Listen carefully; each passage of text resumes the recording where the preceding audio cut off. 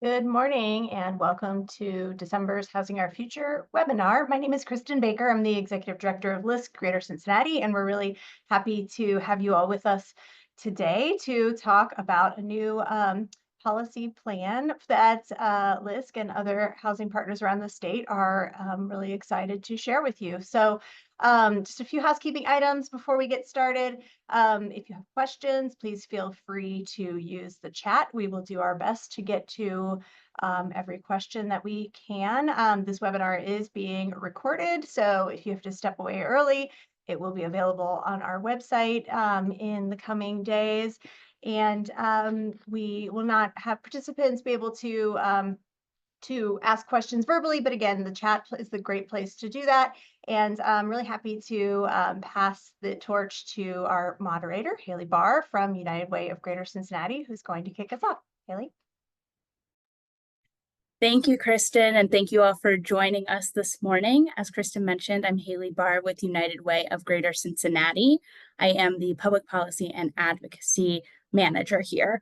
I'm thrilled to be joining this conversation and moderating for today. And so before we get started, I want to give some brief intros for the folks who are joining us on our call. So starting with Tony Long, General Counsel and Director for Energy and Environmental Policy at Ohio Chamber of Commerce. So Tony works in the Government Relations Group at the Ohio Chamber and is responsible for staffing the Energy and Environment and General Counsel Policy Committees at the Ohio Chamber. Tony graduated with a BA from Mount Union College and received a JD from the Toledo College of Law. In his spare time, Tony visits his adult children, attends Burning Man events, and supports local live music. Thanks for joining us, Tony. Next, Kristen Baker, the Executive Director with LISC Greater Cincinnati. Kristen joined LISC in 2011, and throughout her career with the organization, she has worked to support equitable economic opportunity. Kristen brings nearly 20 years of experience working in Cincinnati's nonprofit community. She holds a BA in sociology and a Master of Public Administration from the University of Dayton. She's a graduate of Leadership Northern Kentucky, Cincinnati USA Regional Chamber's We Lead program, and is on the leadership team of All In Cincinnati, a racial equity coalition. Thanks for joining today, Kristen. And then last and certainly not least, we have Nathan Meinerd, President of Momentum Strategy Group, a public affairs and business consulting firm, helping clients influence government policy, improve communications with customers and key stakeholders, build grassroots support for ideas, initiatives and programs, and open markets for products and services. Previously, Nathan served as Director of Corporate Relations for Columbus Housing Partnership and has over 17 years of experience in governmental and political arenas. Nathan's a veteran of numerous political and issue campaigns, and through this work, he has built strong coalitions and managed large, diverse networks of grassroots activists and advocates around common causes and candidates. So super excited to have this discussion with you all today, and I am going to hand it back to Kristen to get us started. Thanks, Haley.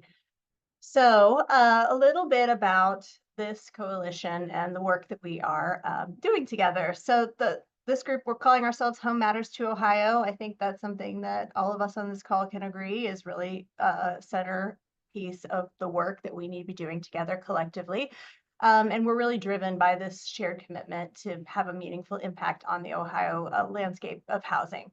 So you can see the partners listed here. All of us organizationally really represent different sectors in the housing space, whether that's affordable housing finance or advocacy around supporting residents and people experiencing homelessness, homeownership through Habitat for Humanity of Ohio, and of course, the Ohio Chamber is a key partner in this effort as well. So we're really happy to have this group. We all spend a lot of time in Columbus in various ways, talking with legislators about the state policy issues that really have impact on housing. And it just felt like it would be really a great way for us to come together and invite many of you, spoiler alert, invite many of you to join us in this effort as well, if should you desire, once we finish stepping through the policy priorities. We can go to the next slide, Haley. So the mission of this coalition is really, again, to present a clear and actionable platform around state policy priorities. And I want to emphasize upfront that we also really crafted these to be realistic in their scope and in the ability of the state to implement, given the current and future sort of a direction that we might anticipate taking place in Columbus. We really base these also in data and really making sure that we were looking at examples around the country of other states similar to Ohio that might have some things that we could potentially implement here as well to impact housing. So really our mission is that we want to ensure that every Ohioan has access to a safe, decent, and affordable home. So why does this matter now? As you can see on this slide, we are facing challenges. All of you know, we're facing challenges in meeting our demand for affordable and diverse housing options around the state. These challenges are statewide. They are not confined to one specific geography. And I think that's a really important component of this, is that we recognize that our urban markets, our rural communities, our suburban spaces, we're all experiencing these challenges. They might manifest in different ways. They might look different depending on your geography, but they are really pretty consistent across the state. And that widespread need and demand is really why we have come together as a coalition to put these priorities together. So we're going to talk now about, from the business and workforce perspective, why this matters. Thanks again for having us for this discussion. Back in October of 2022, we put together this blueprint, which is on our webpage, the ohiochamber.com. And one of the 6 recommendations or pillars that we came up with was the sense of place recommendation. And we knew that there were challenges to home ownership. I think a recent article mentioned that 33% of all sales are now cash sales, freezing people out of the home market. So we're looking for public policy objectives that could help increase home ownership here in Ohio. And it's important as part of a holistic approach of looking at economic development, housing, workforce needs. So, this housing infrastructure program, which is one of our policy objectives here on this slide deck, identifies that, yes, we brought in a lot of economic development to the state of Ohio recently, but we also have to make sure we have housing options for that workforce and that people aren't driving 45 minutes to get those new jobs. So it's important that we think about also creating a housing infrastructure around economic development. And then the other piece of this that we've noticed working at the State House is that in some communities you might have housing stock, but it needs to be modernized. So this also then will improve options in communities that might have housing stock, but you may need to make some changes or modernize that stock. And this not only then develops more housing stock, but provides construction jobs for these communities. Again, part of that whole holistic approach, we think, for all Ohioans. The other thing we know, this is kind of a national number, but between 35 and 40% of the cost of a house doesn't go into the structure. So some of our members that are builders will say part of that is the land cost is so high now because of the zoning issues. Now you can only put 2 homes on an acre. We have a neighborhood up here in part of the core city that has probably 5 homes in an acre. If you tried to do that today, I don't think many of your city council would allow that. So we know some of those costs are attributed to land, fees, permits. So is there a way that we can look at some more efficiencies to drive some of that non-structural cost out of home building and make it more affordable? And affordable means affordable for everyone. So, there's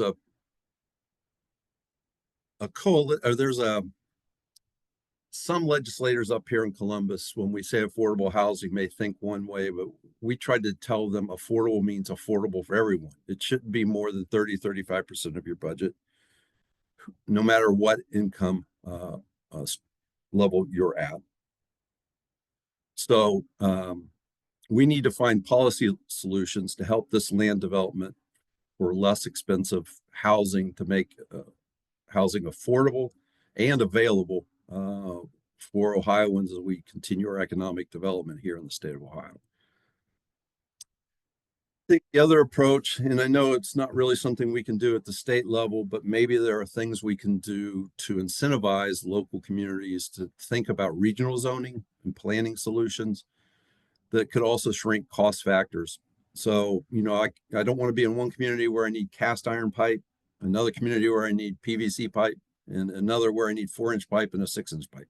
So those types of things that, might not go into the zoning code, but also could go into fees and cost of building homes if you had a regional planning and zoning structure.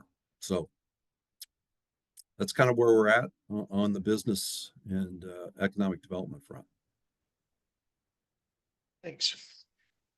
Yeah, so, I think as Kristen mentioned, this 11 policy proposals aligned around 4 overarching policy goals. This platform was really developed on consensus amongst the partners at the table. It doesn't have all the answers, but it allows partners and others that will join the effort, as well as the governor and the General Assembly, to lead and provide some adaptability within this framework. Next slide, please. So the first overarching policy goal, we were very fortunate in the last state budget, for those of you that were following along, that we got some new tools that a lot of the community and a lot of you advocated for really hard in that last budget. We seek to expand those and use existing vehicles while recommending a few select new programs that could move the needle for housing in Ohio. Next slide, please.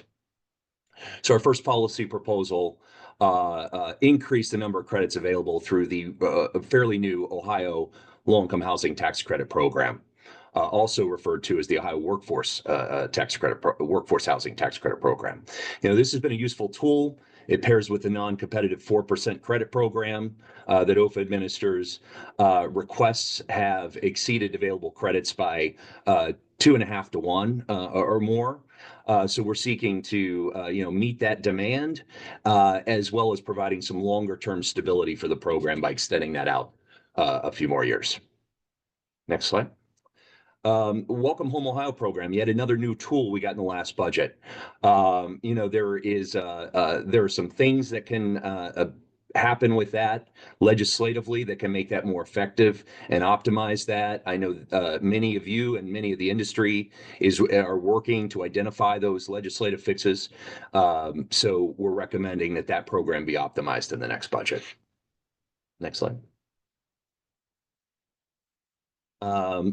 Another new tool that we got in the last budget, the Single Family Housing Tax Credit Program. Again, in a very similar situation to Welcome Home, needs some legislative fixes to be more effective and optimized to build more housing, more single-family housing across the state. So there's an industry workforce or task force right now that's working to identify and find consensus on those legislative fixes.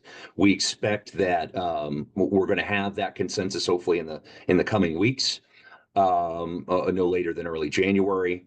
So we're looking forward to those recommendations as well by the work groups that's working on that. Next slide.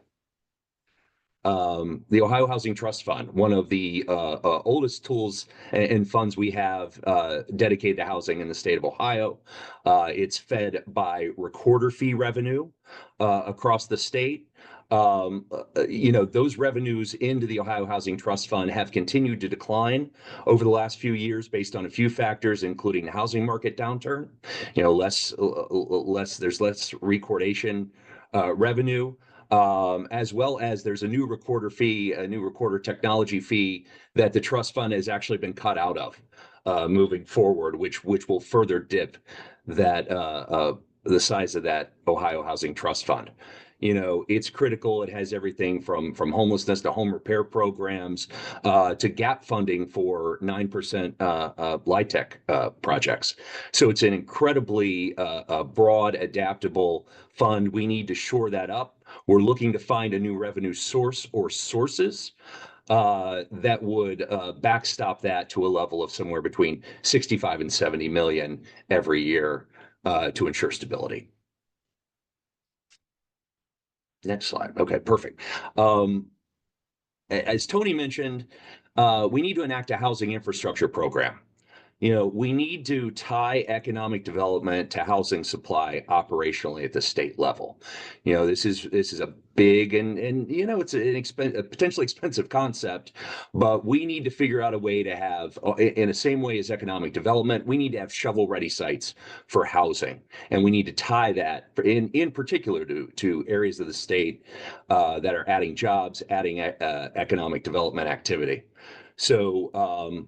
Although I think some of us may see this as a little more aspirational, this is something that is increasingly getting a lot of attention at the State House. Folks are talking about it. I think there's now a recognition that, at some point we will hit a wall on job creation if we don't have places for people to live.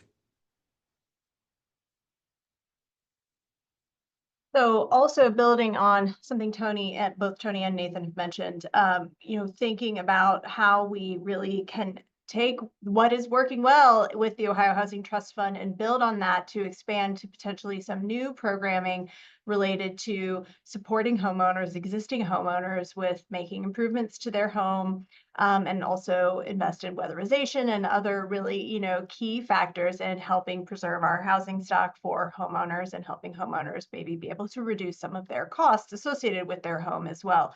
So we would also see that this could be a great pathway around workforce training in the construction field. We all know anybody who's working in the housing industry or in the construction industry knows that finding workforce is a really huge challenge for us. This could be a great way to pair training and really necessary home repairs and improvements for Ohio homeowners all around the state to pair that together. So we would hope that that could be something that could get some traction down the road. Slide. So now we're moving into sort of our next big policy goal buckets, and that is that the state should unleash market potential by helping communities modernize and correct outdated zoning regulations. And Tony touched on this a little bit. It's really something that is important for us to be thinking about around the state. We've undertaken this in Columbus and Cincinnati and some smaller municipalities to some degrees, varying degrees, but there's more opportunity, I think, for the state to support and bolster this around the state. So let's go to the next slide, Haley, and talk a little bit about that. So the first would be providing financial and technical assistance to local governments to help them correct for this outdated zoning issue that we see frequently. As Tony mentioned, many times there's types of housing in our communities that is illegal to build right now, right? Because of the way that zoning codes have been used in many municipalities. So a lot of our communities, especially some of our smaller jurisdictions, might not necessarily have that expertise in-house. They might not necessarily even know where to start. So the state can really play an important role in providing some financial and technical assistance to help update outdated zoning codes and help us really get to some efficiencies potentially around the state as well, and maybe with some regional partnerships or priorities to really allow for development to happen a little easier in some of our communities. And that this will really help us to encourage housing supply and hopefully impact affordability of that housing as well when we're able to bring more online. The state also needs to adopt laws that recognize that housing is the foundation for our families' stability, for workforce development, as we've already talked about, and really for helping to increase the wealth for individuals, families, and our communities at large. We all do better when everyone's doing better. So let's think about that together. This is, for many of us, our home is our largest asset, right? And so how do we really help our Ohio residents maximize that is what the theme of some of these proposals are. So we want to, this is something that I know many of you on this call are very passionate about and feel the direct impact of. We know that, property tax regulations need some reform to really help protect our homeowners. This is a lightning rod issue in many regards. We would say that, first we need to make sure we're thinking about our vulnerable homeowners and helping to protect them from these rapid tax increases, particularly our seniors, people who have limited incomes. Let's really think about how do we support to make sure that that asset is preserved for them, because this really helps us maintain that stability in a community and also helps with passing generational wealth on into the next generation. So this is something that we feel is a critical component to this, also something that might be a little bit of a longer range set of priorities, but there could be some shorter term sort of gains around this in the legislature in the future.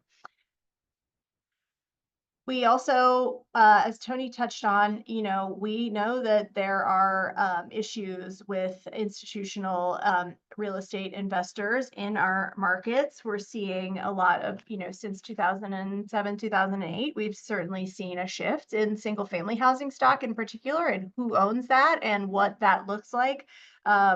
We know that a lot of times our investor owners don't have a local presence, right? There isn't somebody that the renter can easily call, that the municipality can interface with to make sure that if there's a issue or a code enforcement violation or a challenge that needs to be worked out, who do we get on the phone to really work through this to make sure that the renter is getting everything they need and that the property is being taken care of. So we do want to encourage some more transparency and accountability for property management in this space. And again, that really there's a local agent that's representing these institutional landlords that can really emissary with all the different local community partners that are needed to make sure that we're really taking care of and improving the quality of life for renters and for the larger community and the neighbors that are impacted by rental properties as well.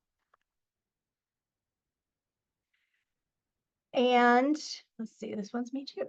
So we also know that renters need to have legal protection and when they're facing eviction. So we want to make sure that there's additional supports. There are some great local coalitions, some work here I'll speak about in Cincinnati. We are really working on access to counsel with the city of Cincinnati and other partners. It's important. Cleveland, Columbus, we're all looking at this issue differently, but the state, again, could play an important role in really ensuring that that's available across the state for renters who are facing eviction. We know that renters who do have representation tend to fare better in legal hearings than those that don't. And so how do we really make sure that's available? And also thinking about the long-term impact that an eviction can have on a household, on a family, particularly on our households that might be challenged financially. So how do we think about record sealing and other protections for renters to really ensure that they're able to move forward and secure housing? So the fourth area in our policy statement is the state of Ohio needs to encourage and support efforts to diversify the supply of housing communities across our great state. Next slide. So this 11th proposal is asking for innovative solutions, and a shout out to Cincinnati, who's on the call. Your ADUs legislation are leading the way, I think, for the state of Ohio to look at these alternative dwelling units as a way to provide maybe one piece of that solution.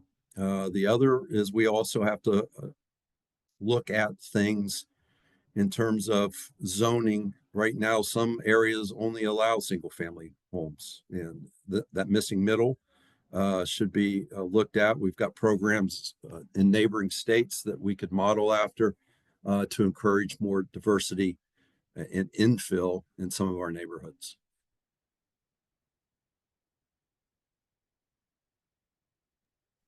Thank you. So what can you all do to help drive these policies? And we are going to need everyone's help, right? This is a live dynamic effort. This is not a static platform per se. We need as much help as we can get to get these provisions in the budget and get some solutions out there and passed. So we have a website. It is now live as of, I think, this morning, homemattersohio.com. You can, your organization can sign on to endorse the platform. That'll also enable us to stay in touch with you.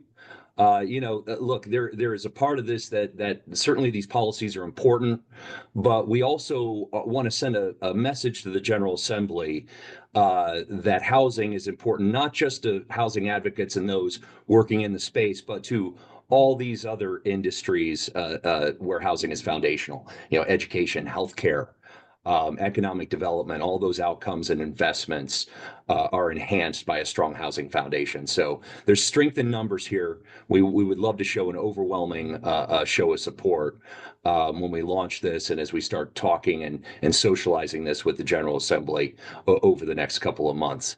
Advocate. Well, you all by nature on this call are most likely advocates. We want you to continue to call, email, meet with your General Assembly members and other policymakers. And certainly we will help you keep in touch. We will be building out that website. It's sort of a minimum viable product at this point that has the platform document on it and a way to sign on and endorse.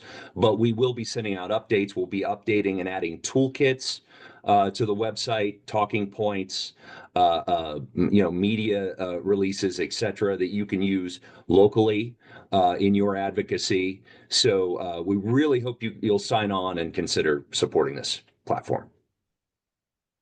I think with that, Yeah, that's it. Right?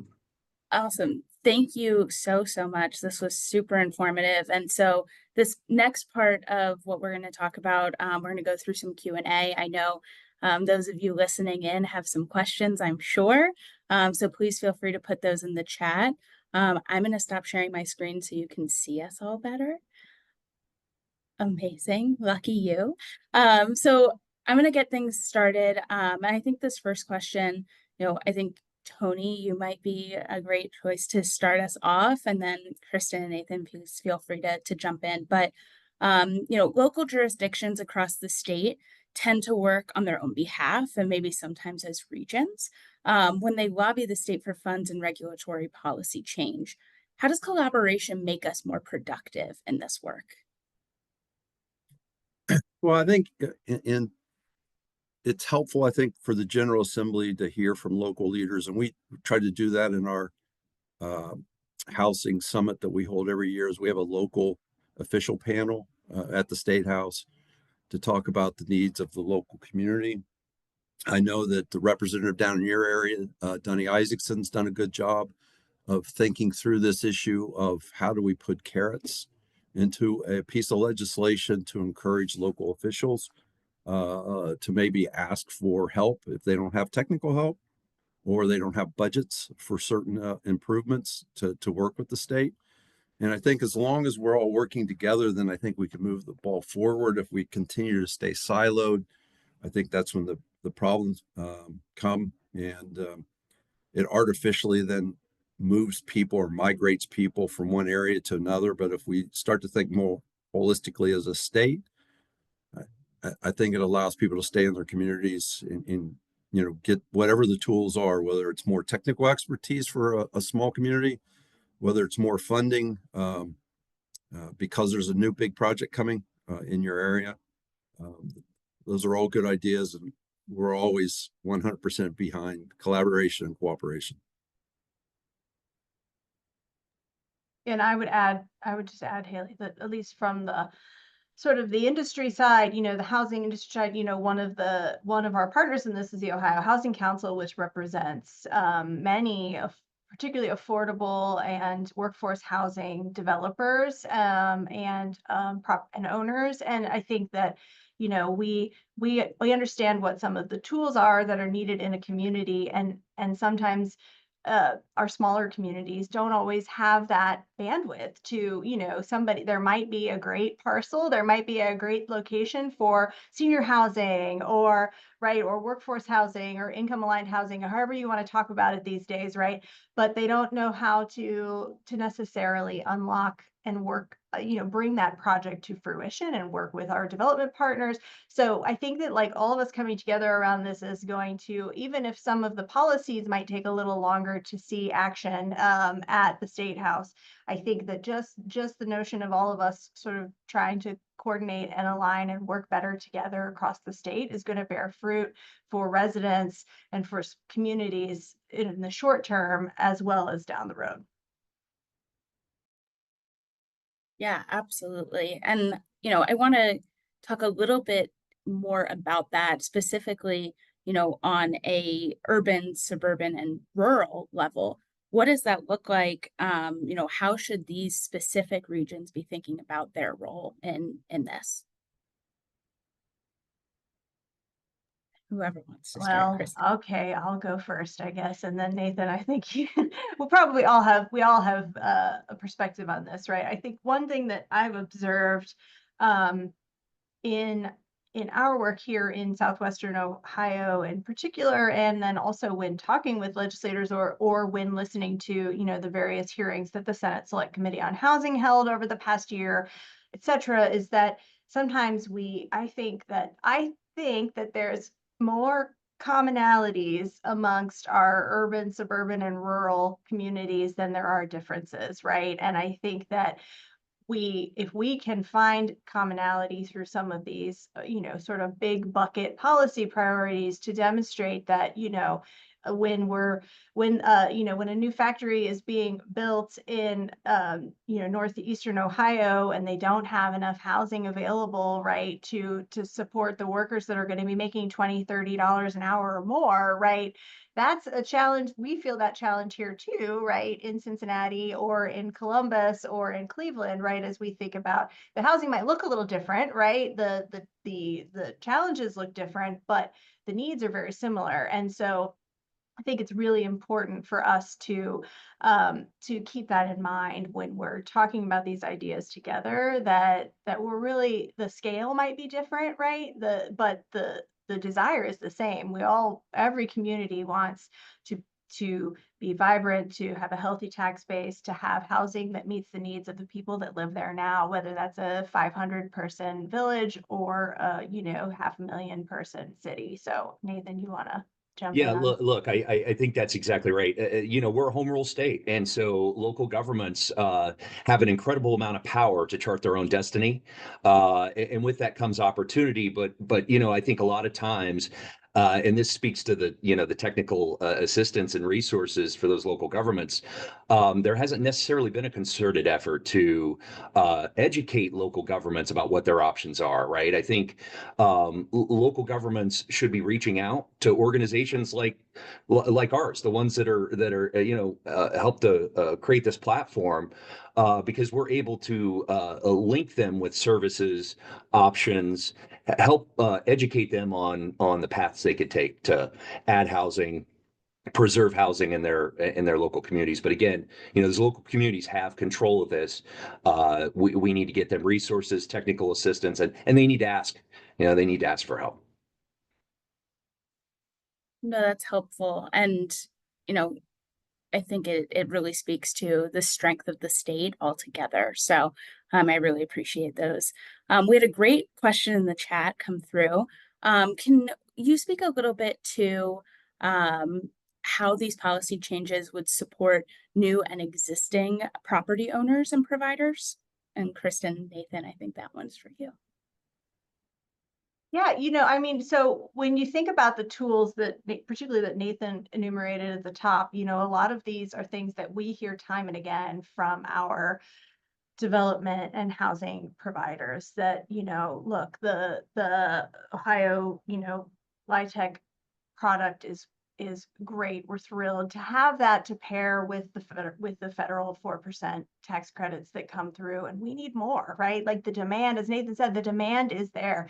We have so many communities and partners and developers that are looking to create that type of housing for the market, really targeting 60% and below AMI homeowners. It's our renters. It's like, we need more tools in the toolkit to allow us to really unlock that potential and to support more of our development partners in that way. The same with the single family tax credit program, really getting that operationalized in a way that will allow us to maximize its efficacy is going to help single family builders. It's going to help emerging developers. It's going to help people who are really trying to get grow their business and support their local economy through that lane of work. So it's really important for us, I think, to think about where these really are tools that are economic development drivers, as well as, bringing more housing availability to the state.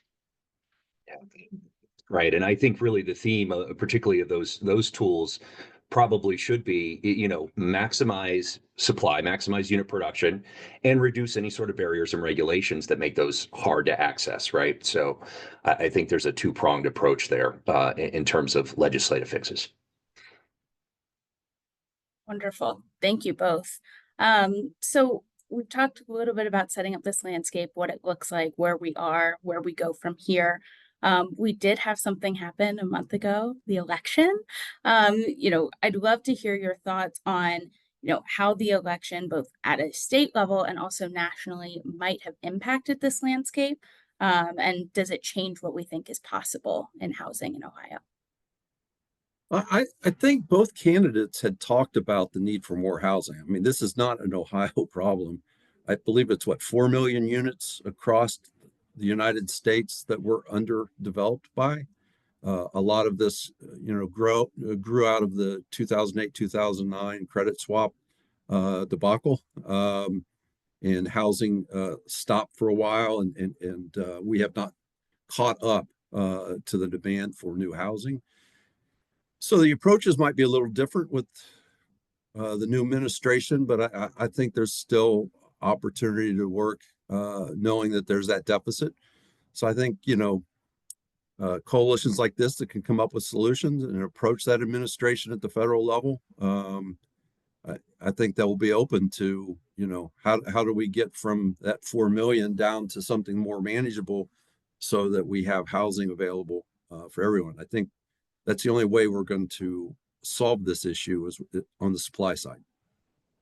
I totally agree. And I also think that, the president-elect has really talked about the importance of first-time homebuyers and providing more tools and supports, right, which aligns with Welcome Home Ohio, which aligns with our single-family tax credit, right? I think there's a lot of opportunity here that we framed these recommendations in the time period before the election, but we recognize that there could be a wide array of pathways here, depending on how things shook out, not just with the presidency, but with Congress, with other components, right? So I think that these still hold true for the next 5 years for us to really be thinking about what the state can do and what is really in the state's control, right? And then to Nathan's point, how that really supports the home rule, the spirit that we have here in Ohio. Yeah, and look, we've got a new General Assembly that will be seated in early January, and so a lot of those members, a lot of those districts are very rural, but that has not made them immune from housing issues. I think for many years, some folks may not say this is fair, but for many years at the State House, housing wasn't a leading narrative, right? Amongst housing advocates, there were advocates out there advocating for affordable housing and tools, but most legislators didn't really understand the issue, maybe didn't see a need or the impetus, or just had some completely different view on how that should be done. But it wasn't a front burner issue. I think Ohio's economic development success over the last several years in particular has shined a spotlight on this issue. I think now legislators, although they may still not necessarily understand all the nuances, and there's a lot of nuances to this field, right? But I think there's a general recognition amongst the majority of legislators in the General Assembly that housing is an issue and they're going to have to do something about it. And voters, their constituents want them to do something about it. And so, I think they're feeling that pressure. I think, again, it's going to rely on our advocacy and the advocacy of others to help educate them about the best approaches to alleviate those housing needs and increase supply. You both touched on, we solve it with supply. That is a key here. And so, Nathan, you also mentioned we have a new General Assembly coming in. So I'd love to hear a little bit more on what we should expect at not only a state level, but also from the federal government, on some of the issues that'll impact housing production and keeping people in their homes, because that's another key part too. Yeah. Look, I think the ruling majorities are going to be trying to figure that out, right? And again, that's what our platform is trying at the state level is trying to impact. I can't speak for what Congress is going to do on this. However, if you look at the Affordable Tax Credit Improvement Act, Affordable Housing Tax Credit Improvement Act that's been in languishing in Congress for a while. It has broad bipartisan support. In essence, what will that do? It will give states more low-income housing tax credits. It will enable more units to be built, and broad bipartisan support in Congress. I think that's going to move in the spring, and so or at some point early next year, hopefully. So I think again, it just shows that housing is such a bipartisan issue. Um, it's impacting every pocket of Ohio and the U.S. And I would expect the General Assembly will see it very much the same way, right? We're really hoping that traditional, political arguments dissolve with these issues, and we can have a bipartisan approach. And again, that's how we engineered the platform. These are things that aren't necessarily political. They're problems across the spectrum of housing, from homelessness to market rate and beyond. And I think, again, realistic in this political environment. And not to be a wet blanket, but the one area that we have concern of is maybe some of these tariffs and what that does to raw materials and the cost of raw materials. So we'll just have to keep an eye on that, as we continue to battle inflation, and that's also not just market driven. You might get a project through the process, right, in some of these programs, and then that gap to when you start to build, then you have this gap financing created by these increased costs. So we'll just have to be mindful of that. And are there ways to mitigate that, either through new materials, new manufacturing, instead of on-site, do you do something more off-site, then bring it and prefab it? So we'll just have to be mindful of that as we move forward with any kind of tariffs or any other policies that may increase cost.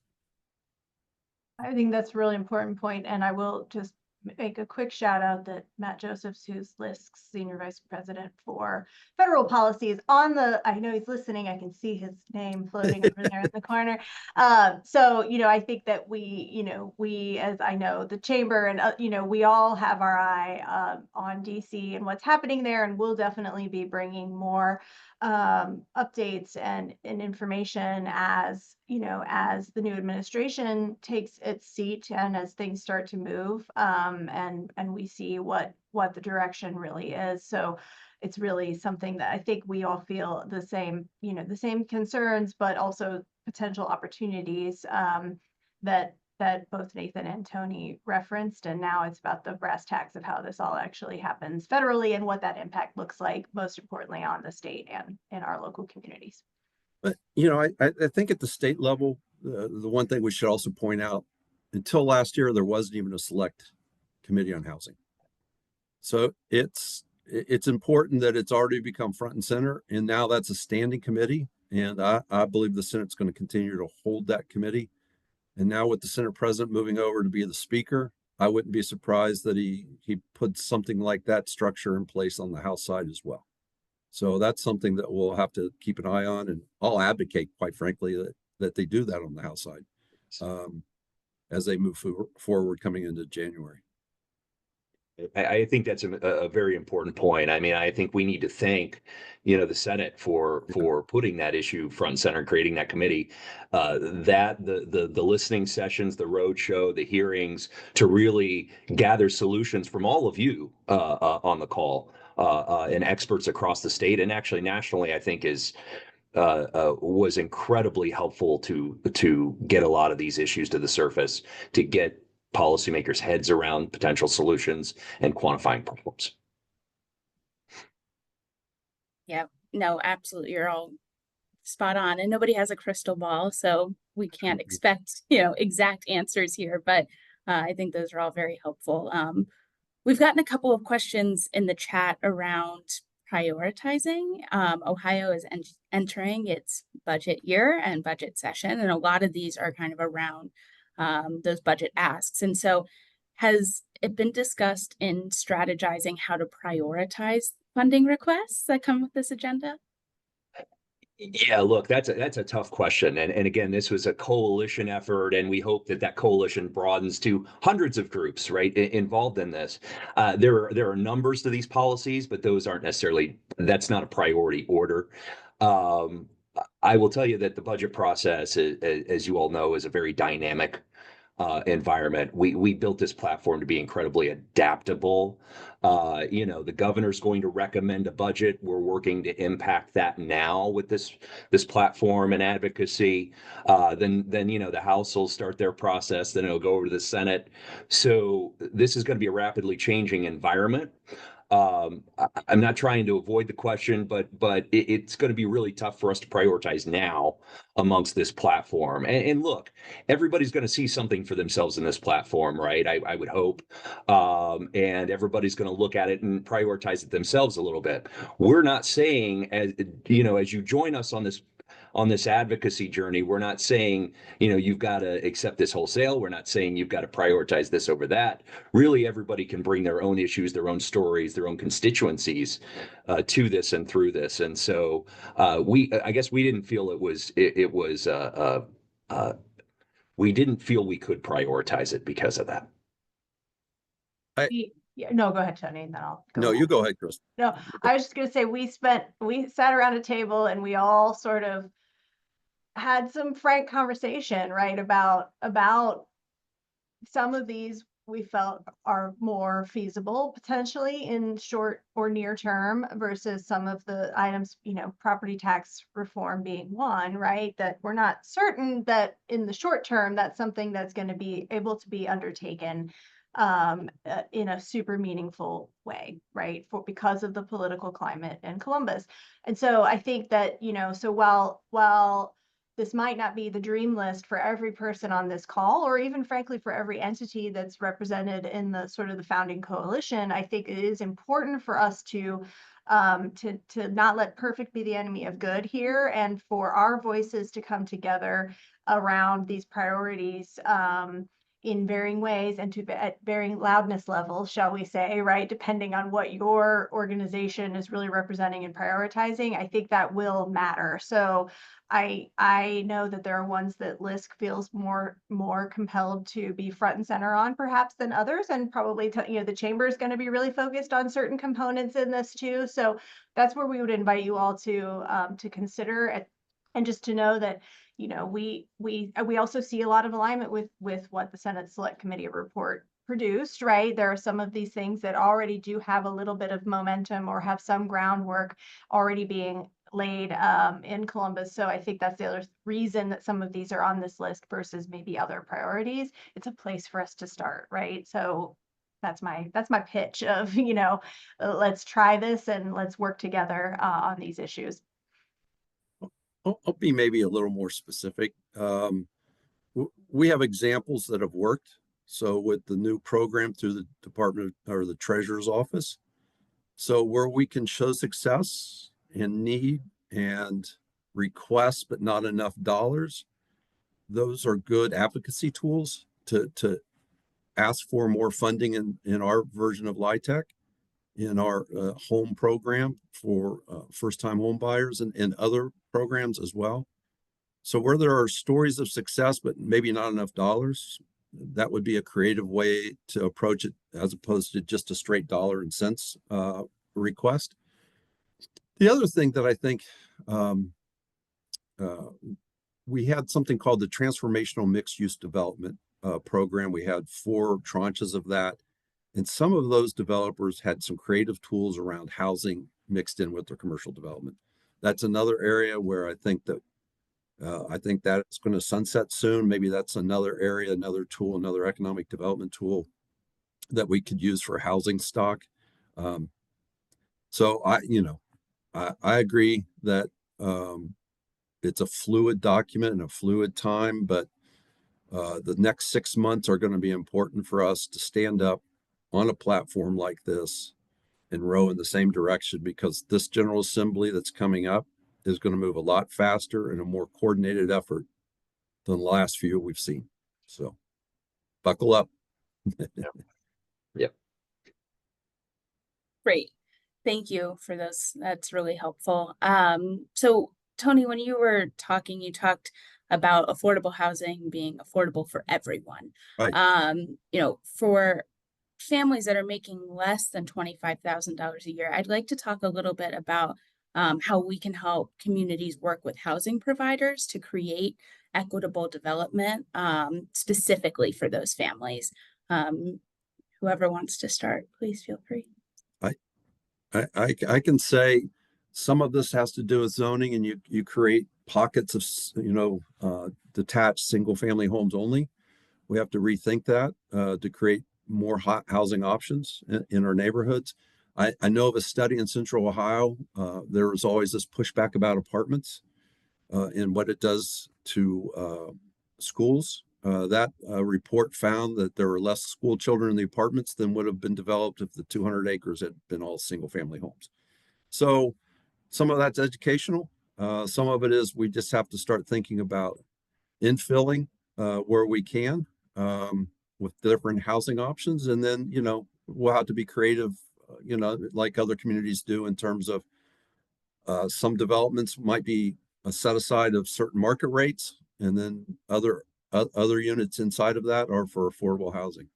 And we like this approach of all of the above, and wherever we can be helpful as a chamber, because it impacts all of our workers throughout the whole strata of income levels. So happy to partner with all of you to get this done.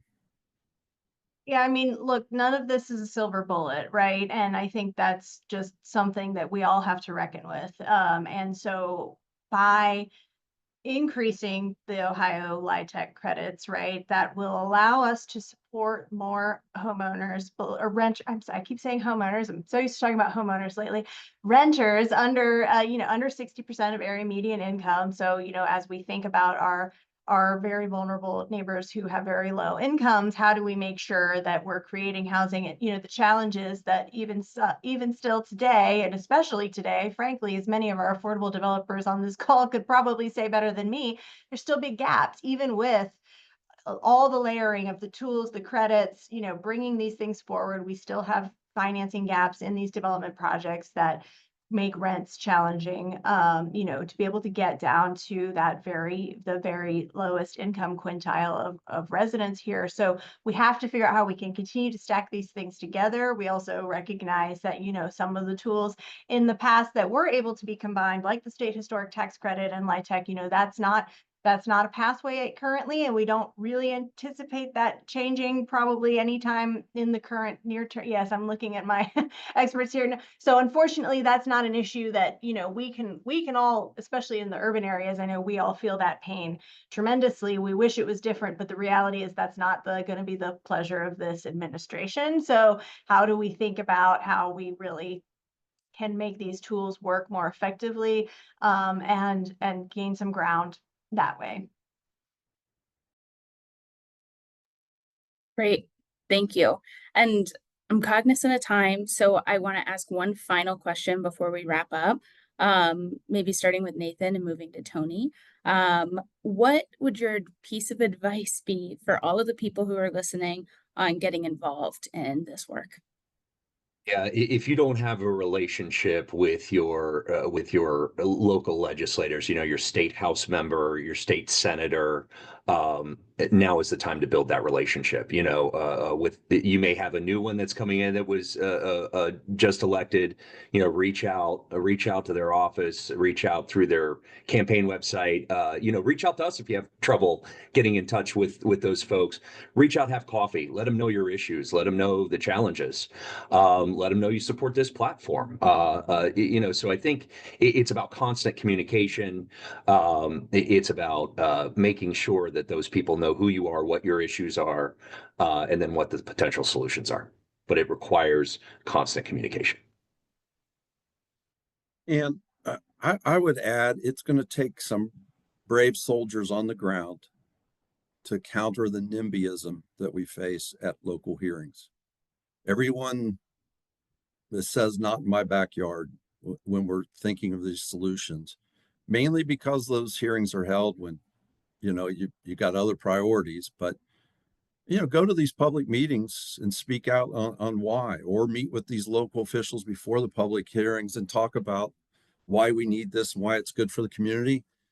And if you want I'm always happy to go anywhere in the state of Ohio and talk about this issue. We've got a whole host of local chambers as well that can also lead in this fight as well. So I would just say we just need more boots on the ground to counter the NIMBYism that we're facing and creating a YIMBY environment in Ohio. Thank you so much, both of you. And I'm going to send it to Kristen to wrap us up for today. And, thank you all so much. I appreciate it. Double duty today. Thank you, Haley, for moderating. You did a great job. Really appreciate all the questions from the audience as well. I think we got to as many as we could, and appreciate your feedback and participation. And again, I dropped the link to the platform's website. It just went live this morning, so please go there, join. More information will be forthcoming there. There's also, as Nathan mentioned, a place for you to sign on your organization. If you'd like to join us, also please feel free to reach out to us if you have questions or you'd like to talk more. We're going to be, you all are getting the preview. This hasn't even really been formally rolled out yet. So next week in Columbus, there's going to be a press conference launching this formally. I'm really excited for all of us to come together and, like we said, really try to move these balls forward together in Columbus to really benefit all of our local communities and our neighbors. So thank you all for joining us today. This is our last webinar of the year. We'll be back in 2025 for our regional Cincinnati folks, talking more about housing issues, and really appreciate you all joining us, and take care and happy holidays. Thank you all. Thank you.